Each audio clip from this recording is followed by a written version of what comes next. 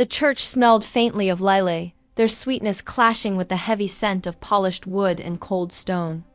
My fingers trembled as they brushed against the coffin, smooth and final. Michael lay beneath it, all my husband, my anchor, and yet the pews behind me remained painfully empty.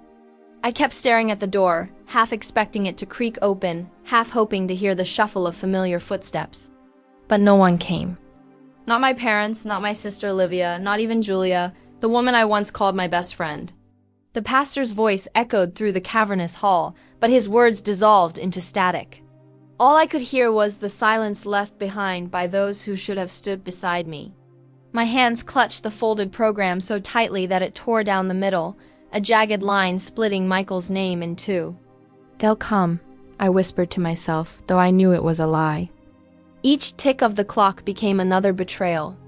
When the casket lowered, the hollow thud of earth against wood made my knees weaken. I wanted to collapse into the ground with him, but I couldn't because there was no one left to hold me. A buzzing sound broke through the stillness. My phone lit up with one glowing message, "We need to talk now," followed by 36 missed calls. My chest tightened. I knew who it was. Her timing was cruel, almost deliberate. I slipped the phone back into my purse and let it suffocate in silence. Around me, neighbors I barely knew pressed my shoulder, offered hollow condolences, then vanished into their cars. They weren't family. They weren't mine. Driving away from the cemetery, my vision blurred with tears that refused to fall. And then, like poison, I imagined the sound of champagne glasses clinking at Olivia's engagement party across town. Laughter spilling into the night. My parents raising a toast. Julia leaning close to my sister, whispering secrets. My husband was in the ground, and they were celebrating. By the time I pulled into my driveway, grief had hardened into something sharper. I unlocked my phone, finally daring to read the messages. "Call me back immediately. This isn't what you think." "Don't ignore us, Clara." And the one that seared into me the deepest, Julia's message. "Sorry, I couldn't miss it. You understand, right?" "Understand?" I laughed bitterly.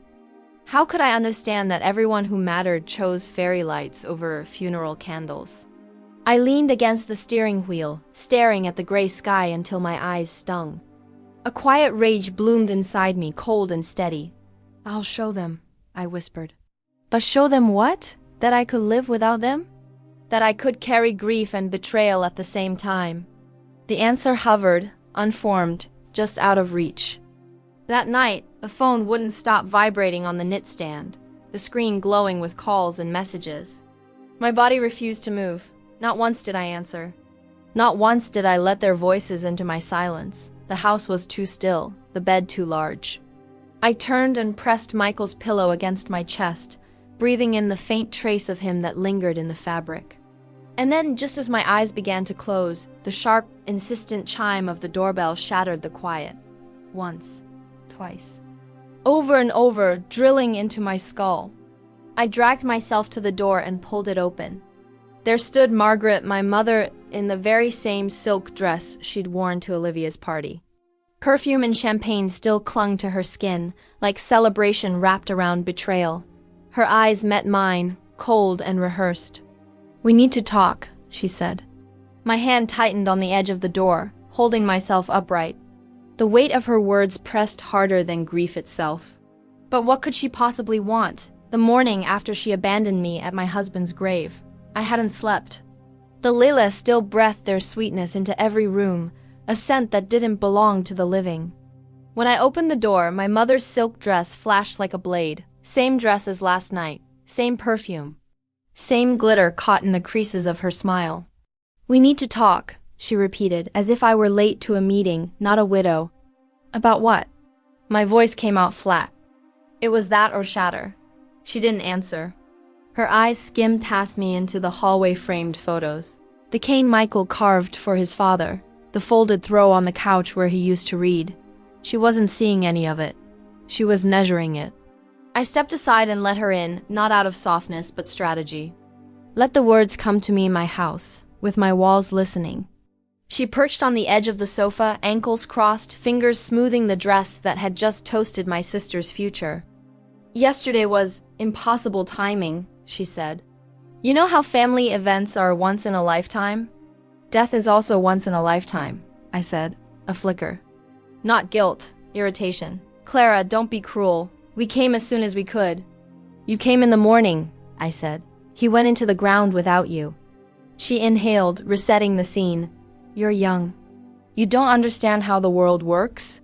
Now that Michael is a spare pause, gone, there are matters to settle. Cold slid under my skin.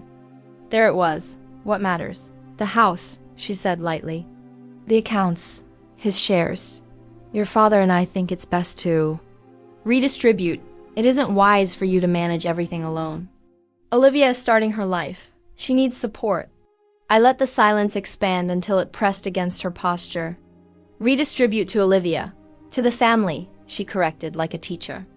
We do what's best for all of us. Where was all of us yesterday? Her jaw clicked. Don't turn one unfortunate evening into a moral crusade. You're strong, Clara. You'll be fine. Strong, the word they used when they wanted to step over me without saying move. I folded my hands so she wouldn't see them tremble. Michael left instructions. Of course, she said quickly, hunting for a crack. But wills can be adjusted. There are documents, consent forms. Your father spoke to someone. It's common. Cleaner. Cleaner than a funeral? I asked. She looked past me again, to the study door. Where are the papers? We should review them before your emotions get the better of you. Olivia's venue needs deposits this week. If we act now, no one has to know anything changed. No one has to know. The words slithered. I rose and crossed to the mantel. Michael's photograph weighted his steady eyes, the small crease by his mouth he never noticed. I set the frame on the coffee table between us, a witness. He built every line of those papers with his hands, I said. Every late night, every holiday he worked through. She didn't look at the photo, and he would want his family taken care of. He did, I said. He married me. A crack then thin and hairline ran through her voice. Don't be selfish. Selfish, I repeated softly, tasting the word like metal. I stood alone beside a hole in the ground. Her chin lifted. I'm trying to help you make wise choices before people start asking questions. What people? Neighbors. Your in-laws. The board at his company. Her smile was small and practiced. Rumors can be inconvenient, so this is about image. This is about stability, she said, and opened her handbag. Paper whispered. A neat stack appeared on her lap tabs, signatures flagged with bright stickers. They had prepared these long before the Lila opened. Sign where I marked, she said, sliding the top sheet toward me. We'll transfer a portion to your father's account for safekeeping, and a portion to Olivia. It keeps everything in the family. Later we can revisit. Later? I asked. When you're thinking clearly, the smile again, you'll thank me. I didn't reach for the pen. I watched her hand, the rings that had clicked against crystal last night, and felt something settle inside me. Heavy, exact, unbreakable. I'll think about it, I said, and the words tasted like bait. Her shoulders loosened. Good, your father will be relieved. My phone, face down on the side table, buzzed once then again, longer, insistent. A message flashed across the black glass, bright as a siren. Don't sign anything. Call me, now. Mr. Thompson, my mother followed my gaze, suspicion thinning her smile. Before I could move, tires crackled on the gravel outside, doors slammed, voices rose Richard's thunder. Olivia's bright, glassy tone, another laugh I knew too well. They hadn't come to talk. They had come to collect. From the driveway came the crunch of tires, a hard knock, then another. My phone buzzed again on the table. Don't sign anything. Call me, now, Mr. Thompson, before I flipped it face down and opened the door. Richard pushed past me without asking, shoulders squared like a foreman entering a site he owned. Olivia followed, glitter catching in her hair, smile bright and sharp. And behind her, Julia, eyes lowered, trailing the scent of last night's champagne. This has gone far enough, my father said, stopping in the middle of the living room. We're here to settle things. Settle what? I asked, even though the papers in my mother's lap had already answered. The assets, Olivia chimed, dropping onto the sofa as if it were hers. You don't need to drown in paperwork while you're grieving. We'll help. It's what family does. What family does? I repeated, tasting each word. Yesterday? Olivia's smile pinched. Richard cleared his throat. Your mother explained. Unfortunate timing, we can't undo that. But we can ensure stability now. Hand me the folder and the keys. We'll transfer accounts for safeguarding. Julia finally looked up. Clara, let them take the pressure off, please. You shouldn't be making decisions alone. Alone? I asked quietly. I did that yesterday. No one spoke. Margaret moved to stand beside Richard, chin lifted. Show us the documents. We'll keep a copy for the attorney we consulted. There's a notary available this afternoon. Efficient, I said. Almost like this was scheduled. Richard ignored the jab. This is simple. Sign assignments for the brokerage. Add your father as co-owner on the house for now, and a small portion goes to Olivia to cover the venue deposit. It all stays in the family. Small portion, I asked. Olivia crossed one leg over the other, the diamond blinking. It's not about numbers, Clara. It's about starting my marriage on solid ground. Julia nodded, quick and eager. You'll still have plenty. The Layla on the entry table had begun to curl at the edges. I could feel Michael's photograph on the mantel behind me, the weight of his steady gaze. You keep saying we, I said.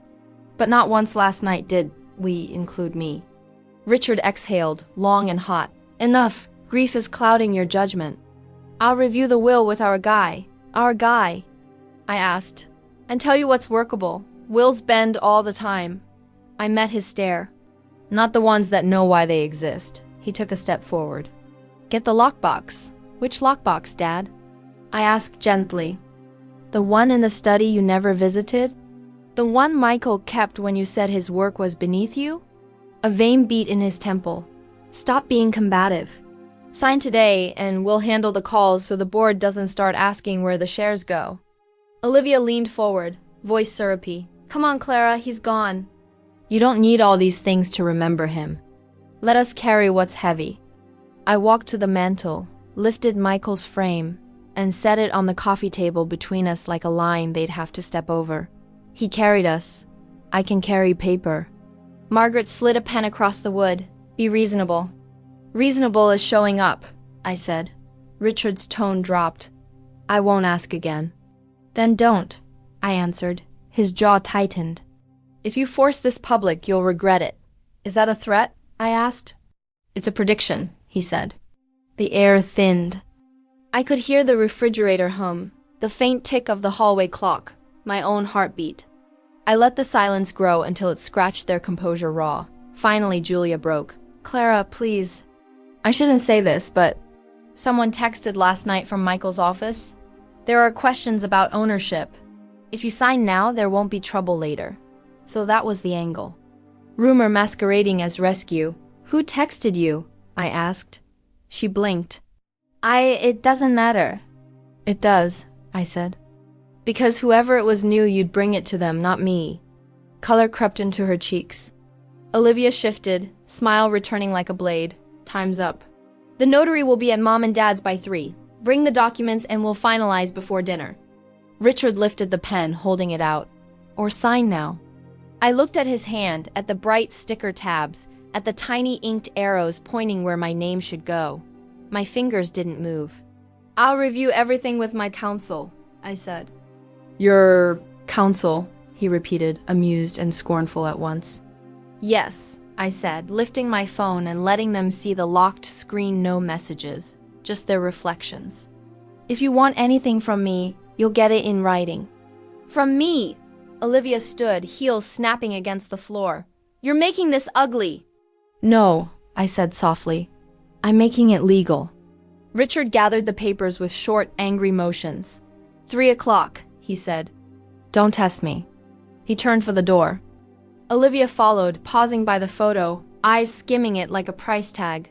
Julia lingered, whispering, I'm trying to help. You are, I said, just not me. When the door shut, the house exhaled. I stood alone again in the Layla and the quiet, the pen still lying where my mother had left it, pointing at nothing.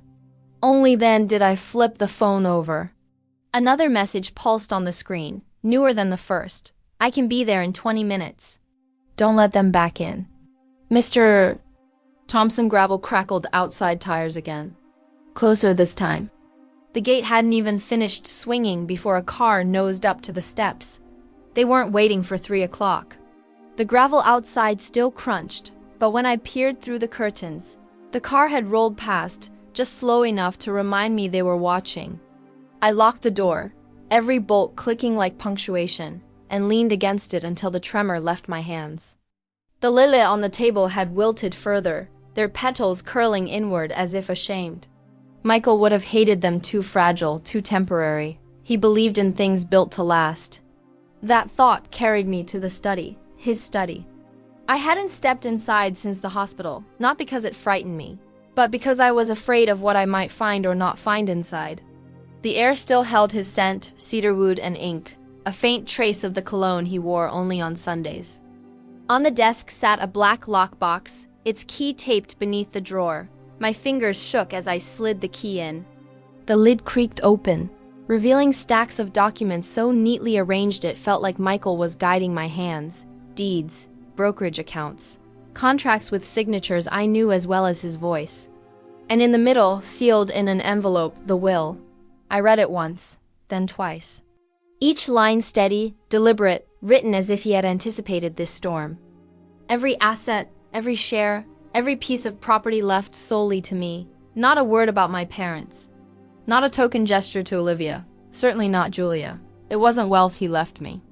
It was trust. His final vow that I would not be stripped bare after he was gone. Tears blurred the ink until the words shimmered, but I blinked them away. Grief couldn't be the hand I played now. I called Mr. Thompson. His voice came calm, measured. "Your husband was clear," he said. "No contest will stand without them tearing themselves apart in court, but you must prepare for pressure. They won't stop at asking politely." "I know," I whispered. My voice caught on the edge of something harder than sorrow. "They already came with papers. Then let me fortify what you have. Bring everything to my office tomorrow. We'll review clause by clause." After we hung up, I sat in the darkened study, documents spread like cards on the table. The hum of the refrigerator in the next room was too loud, the night too quiet. My phone buzzed again. I flipped it over. "You're being childish. Call your mother back." "Dad, don't drag this out. The longer you wait, the worse it gets." "Olivia, I know you're hurting, but stop making it about you. Do the right thing." Julia, then one message from an unknown number. "Sign the papers or you'll regret it." My pulse didn't quicken. Instead, it steadied. Fear had burned out of me at the graveside. What filled me now was something colder, a silence that could choke. I closed the lockbox and slid it back into the drawer, but not before tucking Michael's will into my bag. They could pound at the door all they wanted. This would not leave my side. As midnight stretched thin, the house shifted around me. Floorboards creaked. The wind scratched the windows. And still, I didn't sleep. I sat at the kitchen table with only the hum of the clock for company, staring at the phone that would not stop buzzing. By dawn, the buzzing had turned frantic. Missed calls stacked like dominoes. Voicemails clogged the inbox. Their desperation had a rhythm to it now, a beat that almost made me laugh. At 7 sharp, a fist hammered against the door louder than last time, rattling the frame. Voices rose outside. My father's thunder, Olivia's high-pitched demands, Julia's pleading. I stayed still, the will resting against my palm like a blade. They thought I was alone. They thought silence meant surrender. But silence was becoming my weapon. And when I finally opened that door, it would not be empty hands they would face. It would be the law. Still, as the pounding grew harder, shaking the glass, one question slid through the cracks of my resolve. How far were they willing to go before the house itself splintered under their fists? The pounding rattled the glass until the Layla quivered on the entry table. I counted to 5, to 10, to 15, then unlatched the chain. Richard didn't wait for the door to finish opening. He shouldered through, bringing the cold with him. Margaret swept in behind, the silk dress whispering authority. Olivia clicked across the hardwood like she owned the floor. Julia came last, eyes down, apology already withering on her mouth. "We're done playing phone tag," Richard said, planting himself in the center of the room. "Today we finalize." "Finalize what?" I asked, though their faces were already itemized. Need, entitlement, convenience. The transition, Margaret answered. Michael left complexities. You're emotional. We'll keep things orderly. Olivia dropped her handbag on the sofa as though making a claim. I have caterers waiting. Deposits don't hold themselves. Julia's voice was soft, the wheedling kind that calls itself care. Let them help you, Clara. You shouldn't carry all this alone. I carried yesterday alone, I said, and watched Julia flinch. Richard held out a folder thick with tabs. Here are assignments for the brokerage and banking. Add me as co-signer on the house. We'll route a reasonable portion to your sister to stabilize the wedding. The rest remains under family oversight. You'll have access. Permission, I said. You mean I'll have permission? He smiled without heat. Stop parsing. Sign where the flags are. Margaret glanced toward the study. Where are the originals? It's best if we secure them before rumors start. What rumors? I asked. Olivia's diamond winked. People talk, Clara. The board, the neighbors. You don't want speculation about whether you can manage. Speculation already answered itself last night, I said. Silence pulsed. The clock in the hall ticked like a metronome for their impatience. I crossed to the mantel, lifted Michael's photo, and set it on the coffee table facing them. His eyes steady, amused, stubborn watched the room with me. Anything that touches his name happens on paper, I said. Paper I choose. Richard's voice lowered. We spoke to counsel. Wills are not granite. Some are bedrock, I said. He stepped closer, a shadow falling over the frame. If you force this public, people will pick sides. You won't like how quickly you find yourself alone. The word alone barely grazed me anymore. It had burned clean. Then let them pick, I said. At least it will be honest. Margaret opened her handbag and produced a pen with a gold nib, the kind that signs treaties. Be sensible. Money breeds vultures. Keeping it in the family protects you. Yesterday the family proved what it protects, I said. Olivia leaned forward, palms together like prayer. He's gone. Clinging to numbers won't bring him back. I'm starting a marriage. Start over with me. I almost laughed. You want me to grieve efficiently. Julia tried again. Listen, someone from Michael's office texted me. They're uneasy about share allocation. If you sign now, no uncomfortable questions later. Who texted? I said. She hesitated. They asked me not to. Of course they did. Richard snapped the folder open and fanned the pages across my coffee table, bright arrows shouting where my name should fit. Enough ceremony. He pointed, here and here. I didn't touch the papers. I reached for my phone, thumbed to voice memos, and placed it recording beside Michael's photo. If you're so confident, you won't mind repeating yourself. Olivia's smile thinned. Paranoid. Documented, I said. Richard bristled. I am your father, and I am Michael's widow. Margaret's patience frayed. Sign, Clara, you're being childish. I straightened the photo's frame by a breath. Childish as skipping a funeral for cake, the room tightened. Even Julia stopped pretending the Laylas smelled like anything but endings. Richard gathered himself. 3 o'clock. Notary at our place. Bring the originals or we will come back with people who won't ask. Police? I asked. To seize a will that isn't yours? Process servers, he said. Board inquiries. Doors you don't want opened. I let the quiet spool until it hummed under their skin. Then I spoke clearly, like reading a verdict. No documents leave this house except in my bag. No signatures happen without my attorney present. And the next time we discuss anything, it will be in a room with a seal on the wall. Olivia gave a small, incredulous laugh. Court? Over family? Over facts, I said. Richard stabbed the pen toward me. Last chance. I looked at Michael's face one more time. My hand was steady when I pointed not to their tabs but to the door. Out. No one moved. Now, I said, quieter, and something in the word made Margaret flinch first. She snatched her pen. Olivia rose, heel ticking a protest. Richard gathered the folder in rigid, angry motions. Julia lingered. I didn't know it would be like this, she whispered. It always was, I said. You just preferred the lights. They filed onto the porch. The winter air shouldered in, then retreated when I closed the door and set the deadbolt. Their voices swelled outside, then thinned, then were swallowed by the engine's growl. The house exhaled. The clock resumed its small, brave tick. My phone vibrated on the table. Check your email. Draft notices ready for signature. Courier can pick up within the hour. Mr. Thompson, a headlight swept briefly across the curtains. Someone idling at the curb, watching. I picked up the pen my mother had left behind and turned it in my fingers, its gold catching the morning. The doorbell rang again, one hard stab, not theirs. By the time the courier left, the sun had dipped low enough to turn the windows into sheets of copper. Mr. Thompson's envelope sat on my kitchen table, thick and embossed with his firm seal. It wasn't flowers or condolences. It was armor. Inside, the notices were crisp and merciless. Every line of Michael's will, notarized, certified, fortified. His signature gleamed in blue ink like a shield. My own countersignature waited, steady in black. When I handed the documents to the courier that morning, Mr. Thompson had pressed his glasses higher on his nose and said, "From this point on, Clara, you answer nothing. Let the law do the speaking." I obeyed. By noon, the storm arrived. The phone throbbed with fury. Richard's voice filled the voicemail box first. "How dare you embarrass us with lawyers? This could have been private." Margaret's call came next, her tone dripping with tears. "You don't understand what you're doing, sweetheart.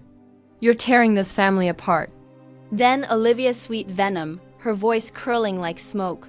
"You'll regret this when you're alone in that big, empty house.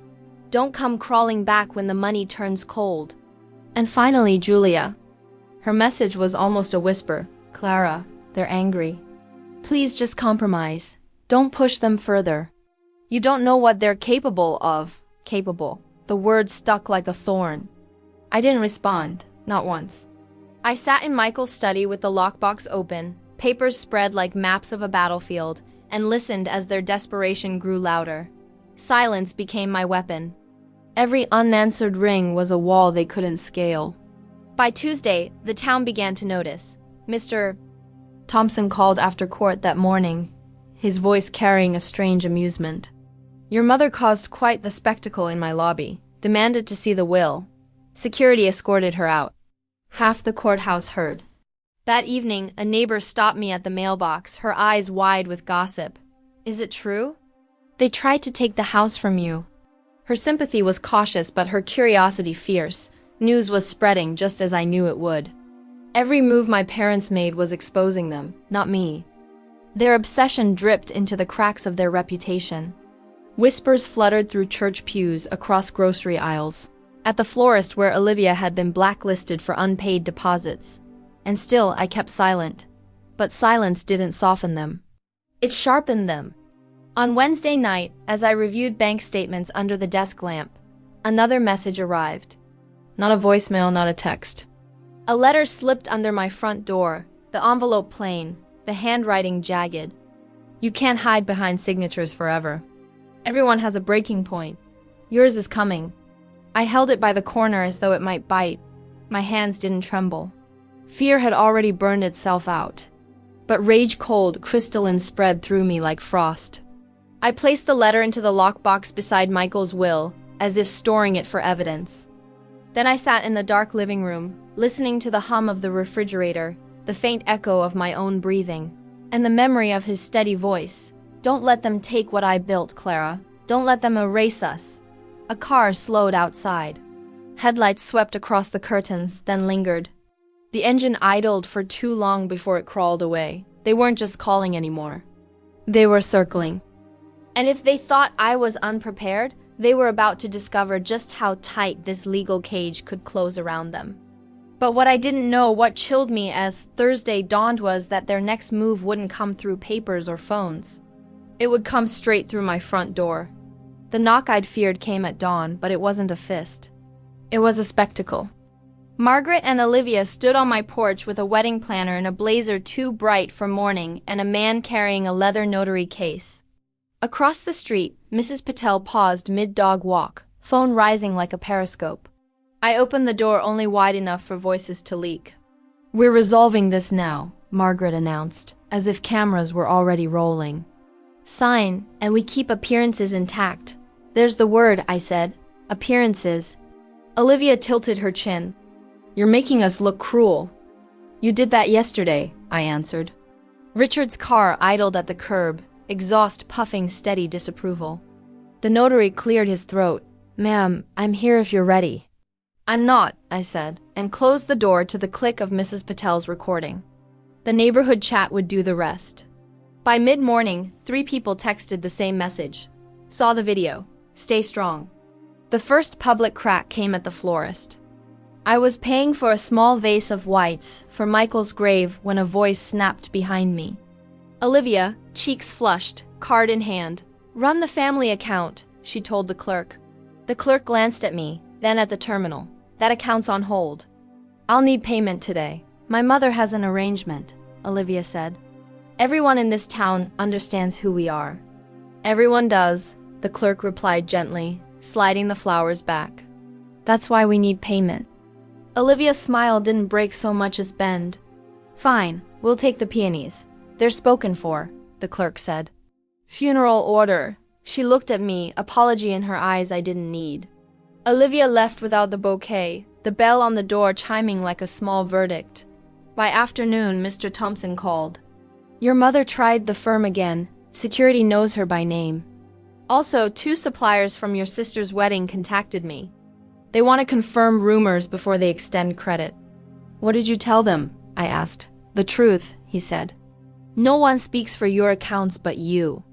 At the grocery store, a deacon from church stopped me by the milk. We heard about the scene at the lawyer's office, he murmured, eyes flicking to the aisle ends, as if gossip had ears. I'm sorry, Clara. We thought, we were told you didn't want visitors at the funeral. I met his gaze. I wanted my family, he colored. Some of us were misled. The word hung there, weighty and new. Misled. It was different from mistaken. It had intent. By evening, the town's polite distance shifted. A neighbor left a casserole on my step with a card that read, For the days they should have stood with you. The venue sent Olivia a curt email demanding the balance in full. The caterer posted a vague message online about non-payment and professionalism that everyone understood. And at sunset, the bandleader called my house by mistake, my number still tied to an old spreadsheet Michael had once helped format. We're pulling out, he said before I could speak. Until the situation's clarified. What situation?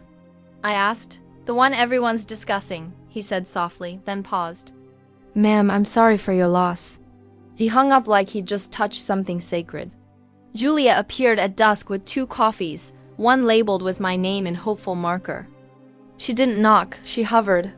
I cracked the door. I didn't know it would spin like this, she said. They said you were overwhelmed, that signing would protect you. You forwarded the rumor from Michael's office, I said. To them, not to me. Her eyes glossed. I thought if the board worried, you'd listen.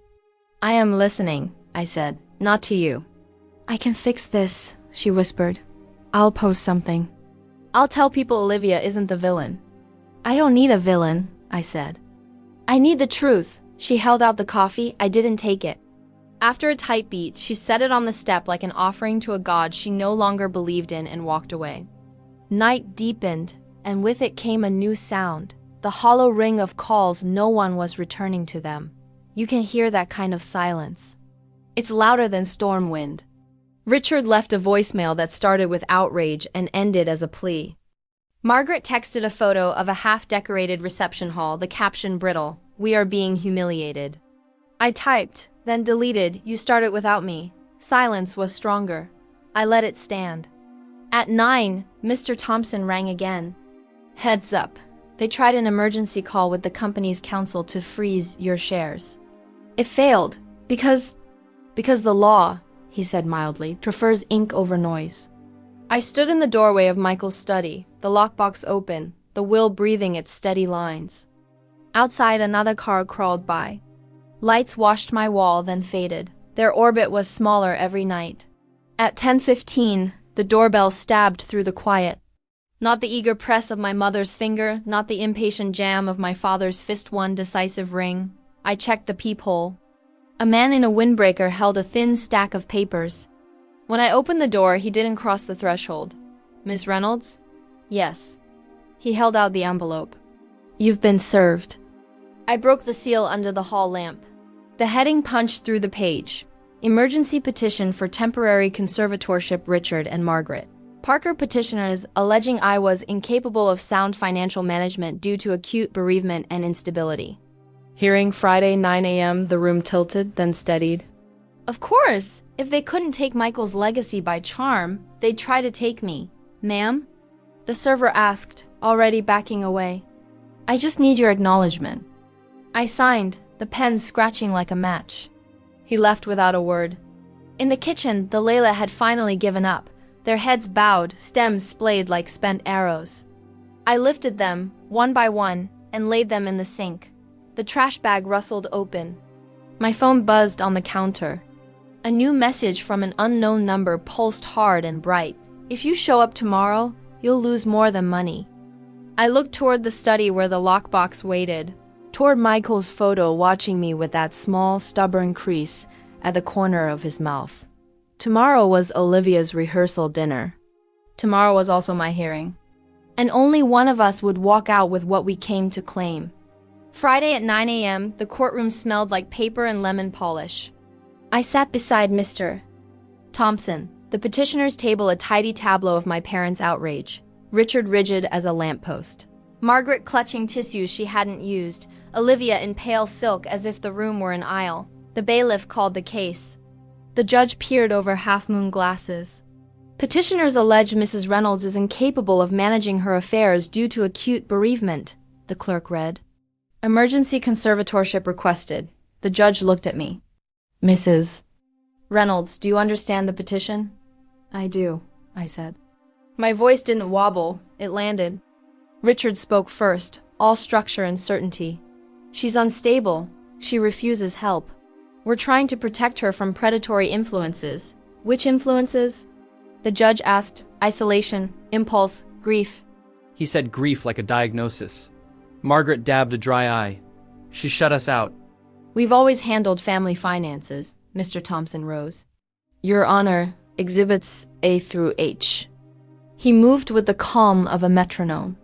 A. Michael Reynolds' will, notarized, leaving all assets solely to his wife. B. Bank statements showing regular, responsible management since his passing. C and D. Messages from the petitioners demanding transfers to their accounts. E. A threatening letter slid under Mrs. Reynolds' door. F. Photo timestamps from the day of Mr. Reynolds' funeral, showing petitioners at a party, not at the graveside. G. A declaration from Mrs. Hayes. He didn't look at Julia's empty seat, admitting she relayed unverified rumors about company shares to pressure my client. H. A letter from company counsel affirming shares are secure and require no family oversight. The judge lifted Exhibit E with 2 fingers. Sign the papers or you'll regret it. Who authored this? We don't know, Mr. Thompson said. But it did not come from my client. Olivia leaned forward, voice sweet as varnish. We're not villains. We just want fairness. Fairness? Mr. Thompson's eyebrows tilted. The petition asks the court to seize Mrs. Reynolds' decision-making and give it to the very people who tried to move her assets without counsel. Richard's jaw ticked. She is alone and vulnerable. I stood when the judge nodded. I was alone at my husband's grave, I said. Not here. I laid my hands lightly on the table. He left me his work because he knew I would protect it. I'm grieving, yes. But grief isn't incompetence. It's love with nowhere to go. Silence took the room by the throat. Margaret's tissue finally touched a real tear. Olivia stared at the seal on the wall as if it could be charmed. The judge stacked the exhibits, squared the corners. Emergency conservatorship is extraordinary relief, he said. It requires clear evidence of incapacity or danger. I see neither. His gaze found my parents. What I do see is pressure, rumor, and entitlement dressed as concern. Petition denied. Cost taxed to petitioners. A breath moved through me I hadn't known I'd been holding. Mr. Thompson squeezed my elbow once brief, exact. In the corridor, Richard barked into his phone. Margaret murmured to no one. This town forgets who we are. Olivia's fiancé hovered, white around the mouth. He looked at me like a man reconsidering a map. "This is a mistake," he said, but to whom he wasn't sure. By afternoon, the first photos from the rehearsal dinner trickled across town. A half-lit hall, centerpieces missing, a bandstand empty. The caterer's van never arrived. The florist posted a polite notice about unresolved accounts. Guests whispered over paper napkins. Someone tagged me by accident. I didn't click. At dusk, my phone rang with an unfamiliar number. I let it go to voicemail. Margaret's voice trembled through the speaker. "Please, everyone is looking at us. We can't fix this without you." In the background, Olivia cried the way children cry when a toy breaks and the room keeps going. I took the key from my pocket and opened Michael's lockbox. The will lay where I'd left it, steady lines, blue signature like a horizon. I closed the lid and turned off the light. Night fell soft as ash. I drove to the cemetery with a small bundle of whites. Not Lila, not anymore. The grass held the day's heat. The air hummed with cicadas. I knelt and brushed grit from his name. "It's done," I told him. "They tried to take you by taking me. The law held." My palm lay flat on the cool stone. "You're trusted." A breeze moved through the oaks, the kind that lifts and lets drop without asking. Somewhere far off, a train sounded. Nearer, a wedding band packed silent instruments into cases that wouldn't be opened tonight. I laid the flowers one by one, a small constellation. My phone buzzed again. I didn't look. Silence had carried me farther than any speech. It had shown them the shape of my absence, and in that outline they saw themselves. I sat back on my heels and watched the last light sift between branches. Michael and I used to count the evening birds, guessing their paths. I counted now, not birds, but choices. Each one theirs. When I stood, the stone held a faint warmth from my hands. I pressed 2 fingers to the corner of his name, the way he used to press the crease beside my mouth.